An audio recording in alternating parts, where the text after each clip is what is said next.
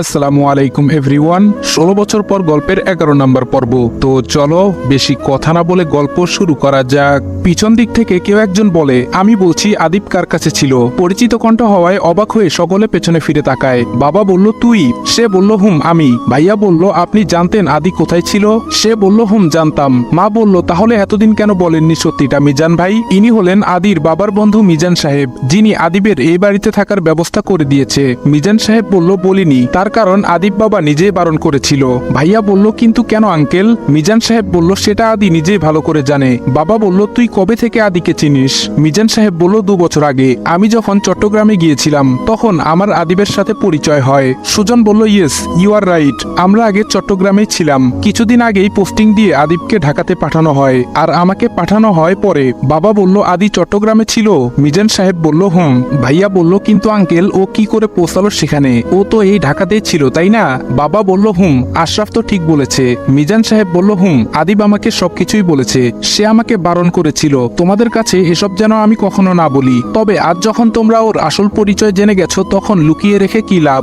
বাবা বলল, বল তাহলে। মিজান সাহেব মুখ খুলতে যাবেন তার আগেই অপারেশন থিয়েটারের লাইট অফ হয়ে যায়। ডাক্তার বাহিরে বের হওয়ার সাথে সাথেই ইসি বলে, ডক্টর আদি কেমন আছে? ঠিক আছে তো? বলুন না প্লিজ, চুপ করে আছেন কেন? ইসির পাগলামি দেখে সবাই নির্বাক তাকিয়ে থাকে সেদিকে। ডক্টর বলল, দেখুন মিস জামান, শান্ত হন। আর কিছুক্ষণ আগে তো আপনারাই পেশেন্টকে নিয়ে এলেন আর নাম বললেন রাজ, এখন আদি কাকে বলছেন? কথাগুলো ডাক্তার বলে কারো উত্তরের অপেক্ষা না করে বলেন, তবে সে যেই হোক আমার কাছে একজন পেশেন্ট, এটাই বড় কথা। সুজন বলল, পেশেন্ট এখন কেমন আছে? ডক্টর বলল, আপনাদের তো আগেই বলা হয়েছিল বাঁচার আশা খুবই কম। আমরা অপারেশন করেছি, এখন জ্ঞান ফেরার অপেক্ষা। 24 ঘন্টার মধ্যে যদি জ্ঞান ফিরে তাহলে তো হলোই, আর না হলে আই এম সরি। রাতুল বলল, আপনি মজা করছেন? অগ্নি বলল, দেখুন ডক্টর, উনি একজন সিনিয়র আর্মি অফিসার, সো তার ট্রিটমেন্ট নিয়ে খামখেয়ালি করলে এর দায় পরে কিন্তু সামলাতে পারবেন না। ডক্টর বলল, কি আর্মি অফিসার? সুজন বলল, ইয়েস। ডক্টর তখন অবাক হয়ে ইসি এবং বাকি পুলিশদের দিকে তাকায়, কারণ ডক্টর জানে ছেলেটা একজন ক্রিমিনাল, আর তাই সে এতটা গুরুত্ব দেয়নি। ডক্টর এবার আগের থেকে সিরিয়াস হয়ে কিছুটা ঘাবড়ে গিয়ে উত্তর দেয়, দেখুন স্যার, আপনারা ওনাকে একদম লাস্ট মুহূর্তে নিয়ে এসেছেন, তারপরও আমরা আমাদের দিক থেকে যথাসাধ্য চেষ্টা করেছি। অপারেশনটাও হয়েছে, এখন 24 ঘন্টার মধ্যে জ্ঞান ফিরাটা জরুরি। জ্ঞান না ফিরলে কিছু বলা যায় না। এইটুকু বলে ডক্টর সামনের দিকে পা বাড়ায়। ইসি বলল, ডক্টর আমি ওর সাথে দেখা করতে পারি? ডক্টর বলল, উনার তো সেন্স নেই ম্যাম। ইসি বলল, লাগবে না, আমি শুধু দেখতে চাই। ডক্টর বলল, কিছুক্ষণের মধ্যে বেডে শিফট করা হবে, তখন কেবিনে যে কোনো একজন যেতে পারবেন। ইসি বলল, প্লিজ ডক্টর একটু। ভাইয়া ইসির কাঁধে হাত রেখে বলল, ইসি বোন আমার, প্লিজ শান্ত হ। উনি তো বললেন কিছুক্ষণের মধ্যে নিয়ে আসবে, পাগলামি করিস না। ইসি এবার ভাইয়ার কাঁধে মাথা রেখে কাঁদতে থাকে। ইসি বলল, আমি এটা কি করলাম ভাইয়া, নিজের হাতেই? বলে আবারও সে কান্না করতে থাকে। নিশি বলল, আপি প্লিজ শান্ত হও, দেখবে সব ঠিক হয়ে যাবে। আদি ভাইয়া ঠিক আমাদের মাঝে ফিরে আসবে। সবাই এবার ইসিকে বোঝাতে থাকে। নির্বাক এখানে উপস্থিত পুলিশ এবং আর্মিগুলো, যারা এই ব্যাপারে কিছুই জানে না, সবাই বাহিরে অপেক্ষা করতে থাকে। কিছুক্ষণ পর আদিকে অপারেশন থিয়েটার থেকে বের করে বেডে নিয়ে যাওয়া হয়, আর ডক্টর নিজে চলে যায় ভেতরে। কিছুক্ষণ পর তিনি বেরিয়ে এসে বলেন, বেডে আনা হয়েছে, আপনারা একজন চাইলে ভেতরে যেতে পারেন, তবে হ্যাঁ কোনো শব্দ করা যাবে না আর কান্নাও করা যাবে না। বাবা বলল, ইসি তুই যা ভেতরে, আমরা পরে যাব। আদিব শুয়ে আছে বেডে, আর তার পাশেই বসে আছে ইসি। ইসি বলল, আদি, এই আদি, আমাকে প্লিজ ক্ষমা করে দে, প্লিজ ওঠ। বিশ্বাস কর আমি জানতাম না আমি কাকে গুলি করছি, আমার তখন মাথা ঠিক ছিল না। দেখ আমি কানে ধরছি, আমি আর কোনোদিন কোনো ভুল করব না, প্রমিস। শুধু একবার উঠ প্লিজ। বাবাই মনি, ভাইয়া ভাবি, আরও বাবা মা, নিশি, সবাই তোর জন্য কত কষ্ট পেয়েছে জানিস? কত খুঁজেছি আমরা তোকে, কোথাও পাইনি। আমি নিজে তোকে সারা শহর খুঁজেছি, তোকে পাইনি বলে আমি নিজেও পরিবারের সাথে থাকিনি। তুই জানিস আমি বিদেশ থেকে ফিরে হোস্টেলে একা একা থেকেছি, আজও আমি নিজের পরিবারের সাথে থাকি না, শুধু তোর জন্য। আর তুই ফিরে এসেও সবার সামনে থেকেও নিজেকে আড়াল করে রাখলি, কি করে পারলি এটা করতে? একটুও বুঝি কষ্ট হয়নি?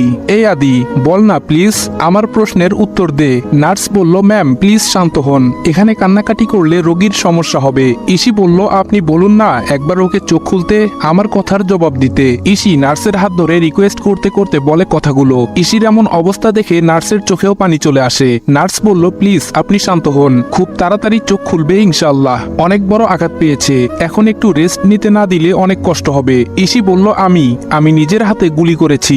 নিজের হাত দুটি একত্র করে কাঁদতে থাকে ইসি। নার্স মহিলাটি নিজের সাধ্যমতো চেষ্টা করছে বোঝানোর, কিন্তু কোনো কাজ হচ্ছে না। নার্স বলল, ম্যাম এভাবে কান্নাকাটি করলে কিন্তু এখানে থাকতে দিবে না ডক্টর, আপনি কি ভেতরে থাকতে থাকতে চান না?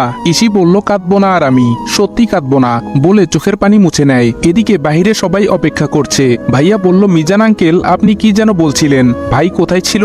মিজান সাহেব বলল বলছি শুনো তাহলে। আমি যখন 2 বছর আগে চট্টগ্রামে যাই আমার একটা কাজে, তখন রাস্তায় আমার গাড়ি খারাপ হয়ে যায়। চলে গেলেন ফ্ল্যাশব্যাকে, চলুন সাথে আমরাও যাই।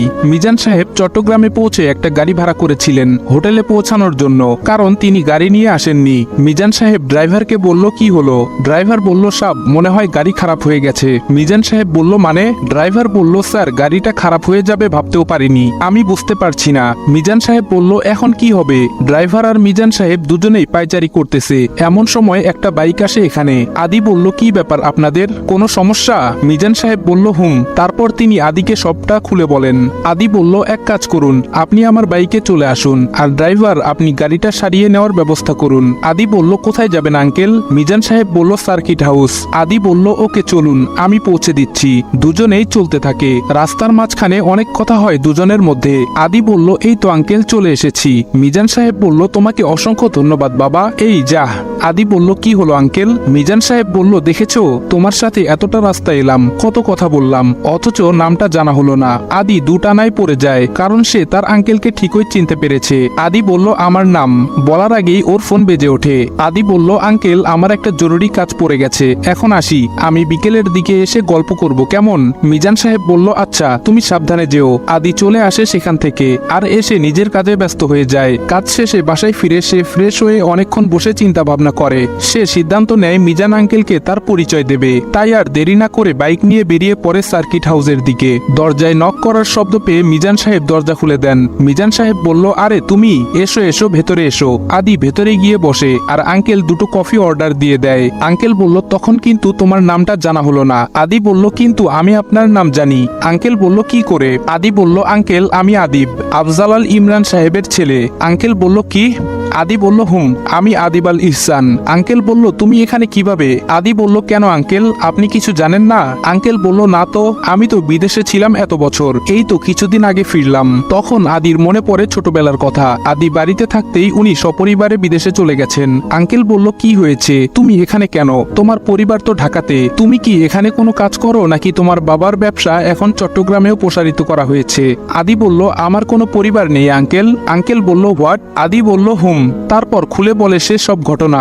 সবকিছু শোনার পর আঙ্কেল বলল আফজাল এমনটা কি করে করলো? আদি নিশ্চুপ। আঙ্কেল বলল আমি ভাবতে পারছি না, হাউ দ্যাট ইজ পসিবল? আদি বলল আঙ্কেল প্লিজ আপনি কাউকে আমার কথা বলবেন না। আঙ্কেল বলল কেন? আদি বলল আমি চাই না, একাই থাকতে চাই। আঙ্কেল বলল আচ্ছা ঠিক আছে সে দেখা যাবে, এখন বলো তুমি কি করো? আদি বলল আঙ্কেল আপনাকে পরিচয় দিয়ে দিয়েছি, আর বাকিটা বলতে এখন আর দ্বিধা নেই, আমি আর্মি অফিসার। আঙ্কেল অবাক হয়ে বলল সত্যি? আদিব বলল বলে পকেট থেকে ওর কার্ডটা বের করে দেখায়। আঙ্কেল বলল আচ্ছা আদিব আমার আর একটা প্রশ্ন। আদি বলল জি আঙ্কেল বলুন। আঙ্কেল বলল তুমি তো বাড়ি থেকে সেই ছোটবেলা রাগ করে বেরিয়েছিলে। আদি বলল আঙ্কেল বলল তাহলে তুমি এত বড় একজন আর্মি অফিসার হলে কি করে? এটাই আমার জানতে ইচ্ছে করছে। আদি বলল বলছি আঙ্কেল, চলুন আরেকটা ফ্ল্যাশব্যাকে যাই। দিনটা আজ থেকে 16 বছর আগে, যখন আদি বাসা থেকে বেরিয়ে গেছিল।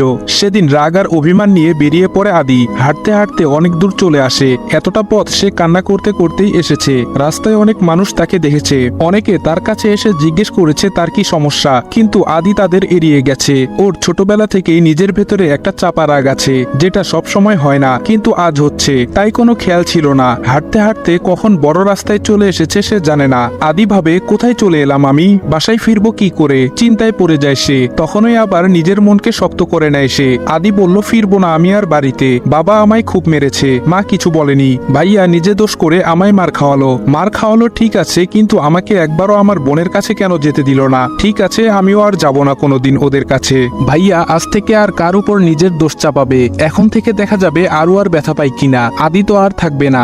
সত্যিটা হলো আদি সবসময় তার বোনকে আগলে রেখেছে, নিজে এত ছোট হয়েও সে বড়দের মতো বোনকে আগলেছে।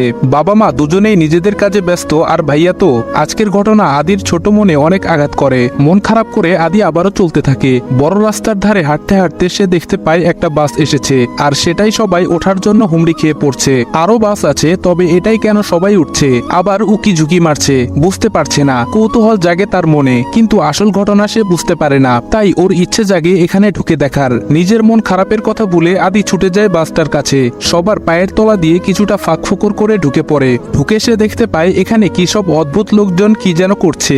আসলে বাসটা ছিল সার্কাসের লোকেদের, আর বাসটা এখানে থামায় লোকজন মজা দেখার জন্য ভিড় করেছে। আদিও সেগুলো খুব মনোযোগ দিয়ে দেখতে থাকে, কারণ সে কোনোদিন এসব দেখেনি। খুব ভালোই লাগছে তার এসব দেখতে। হঠাৎ বাসটা চলতে শুরু করে, কিন্তু আদির সেদিকে খেয়াল নেই। সে আপন মনে তাদের খেলা দেখে চলেছে। বাসের লোকগুলো নিজেদের কাজ নিয়ে ব্যস্ত থাকায় তারাও আদিকে খেয়াল করছে না। বেশ কিছুক্ষণ দেখার পর এখানে গন্ডগোল শুরু হয়ে যায়। বাসে থাকা লোকগুলো পালানোর চেষ্টা করতে থাকে। এসব দেখে আদি অনেক অবাক হয়ে যায়। কয়েকজন লোক এখানে চলে আসে আর তাদেরকে আটক করে, কারণ ওরা ছিল ক্রিমিনাল। সার্কাসের আড়ালে খারাপ কাজ করে বেড়ায়। সবাইকে ধরে নিয়ে যাওয়া হয়, কিন্তু বাসের মধ্যে একটা ছোট ছেলেকে দেখে একজন অফিসার থমকে যায়। সে এগিয়ে আসে বাচ্চার দিকে। বেশ কিছুক্ষণ আর চোখে তাকিয়ে দেখতে থাকে। ছেলেটাকে দেখে মনে হয় সে কোনো বড়লোক বাবার সন্তান, কিন্তু এখানে কি করছে বুঝতে পারছে না। তাই অফিসার বাকি সবাইকে বাইরে বের করে দিয়ে নিজে আদিবের কাছে গিয়ে দাঁড়ায়। আদি উনাকে দেখে হা করে তাকিয়ে আছে, কারণ লোকটা দেখতে বেশ লম্বা আর খুব সুন্দর। আদির মনে হয় টিভিতে দেখা কোনো কার্টুনের হিরোর মতো। আদি হা করে তাকিয়ে আছে।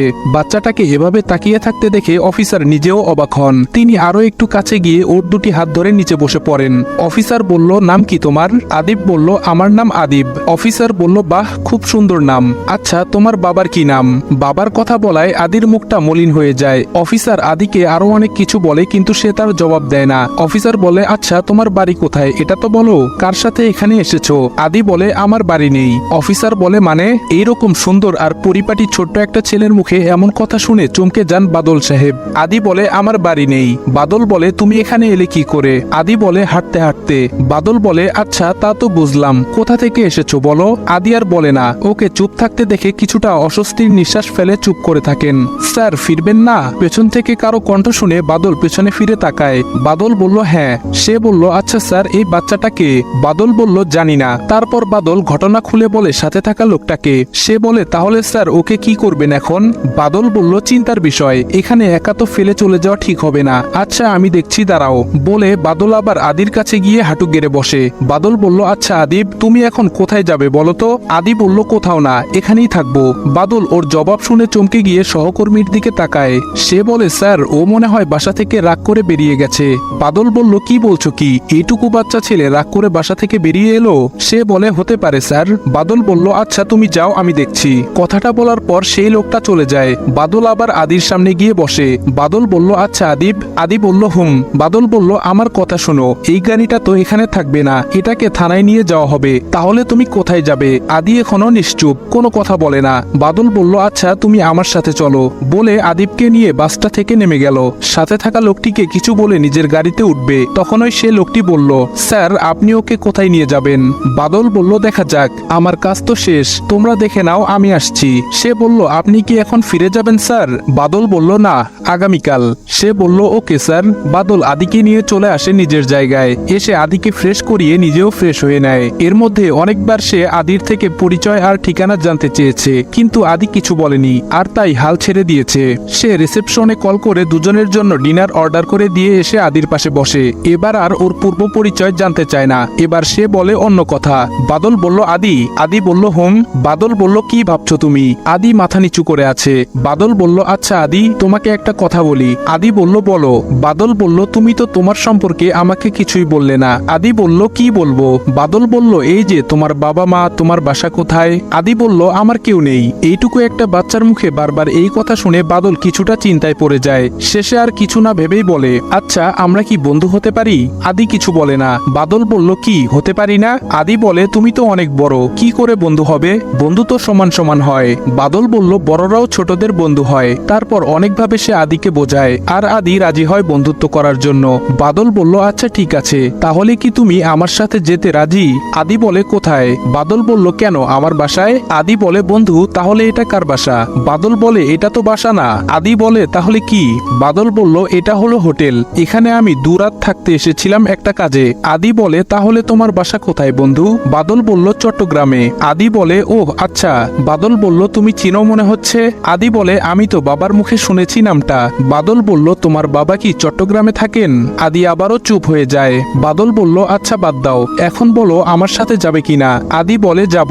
বাদল বলল, ওকে বাবা, বলে দুজনে আবারও গল্প করতে শুরু করে। ওদের গল্পের মাঝখানে খাবার দিয়ে যায়। বাদল নিজে খেয়ে নেয় আর আদিকেও খাইয়ে দিয়ে দুজনে শুয়ে পড়ে। আদির মাথায় হাত বুলাতে বুলাতে সে নিজেও ঘুমিয়ে পড়ে। সকালবেলা ঘুম ভেঙে যায় বাদলের। সে উঠে দেখে আদি এখনো ঘুমিয়ে আছে, তাই আদিকে না ডেকে নিজে ফ্রেশ হতে চলে যায়। ওয়াশরুম থেকে বেরিয়ে এসে দেখে আদি উঠে পড়েছে। বাদল বলল, গুড মর্নিং ফ্রেন্ড। আদি বলে, গুড মর্নিং। বাদল বলল, চলো ফ্রেশ হতে হবে এখন। দুজনেই ফ্রেশ হয়ে ব্রেকফাস্ট করে হোটেল থেকে বেরিয়ে পড়ে। বাদল ফেরার আগে একবার এখানকার অফিসে যায়। বাদল একজন স্পেশাল আর্মি অফিসার। সে চট্টগ্রামে পোস্টিং, তবে একটা বিশেষ কাজে তাকে জরুরি তলবে ঢাকা আনা হয়। আর এখানেই সে আদিকে পায়। বাদলের সাথে দেখা হয়ে যাওয়ায় আদির জীবন পাল্টাতে আরম্ভ করে। অফিস থেকে বিদায় নিয়ে বাদল আর আদি দুজনে পাড়ি জমায় চট্টগ্রামের উদ্দেশ্যে। পথিমধ্যে আদির অনেক মন খারাপ হয়। সে নিজের বাড়ি ছেড়ে, আপন মানুষ ছেড়ে, আর এখন শহর ছেড়ে চলে যাচ্ছে। ওর ভেতরে প্রচন্ড রাগ আর অভিমান কাজ করছিল, যার জন্য সে যেতে রাজি হয়ে যায়। ব্যাপারটা লক্ষ্য করে বাদল, তাই সে নানান জায়গায় গাড়ি থামিয়ে আদিকে ঘুরিয়ে দেখায়। ঢাকা থেকে নিজে ড্রাইভ করে চট্টগ্রামে ফিরতে অনেক রাত হয়ে যায় ওদের। রাতে বাসায় এসে তালা খুলে ভিতরে প্রবেশ করে। আদি চারিদিকটা ঘুরে দেখতে থাকে। বাড়িটা ওদের বাড়ির মতো বিশাল না হলেও বাড়িটা বেশ সুন্দর। বাদলের ফোন চলে আসায় সে ফোন নিয়ে ব্যস্ত হয়ে পড়ে। অনেকক্ষণ ফোনে কথা বলার পর সে ফোনটাকে টেবিলে রেখে পেছনে ফিরে আদিকে ডাক দিতে যাবে, কিন্তু আশ্চর্য ব্যাপার, আদি এখানে নেই। কোথায় গেল ছেলেটা? সে তো কিছুই জানে না এই বাড়ি সম্পর্কে। আর সবচেয়ে বড় কথা, ভেতরে সব লাইট তো নিভিয়ে রাখা। তাহলে অন্ধকারে আদি কোথায় গেল?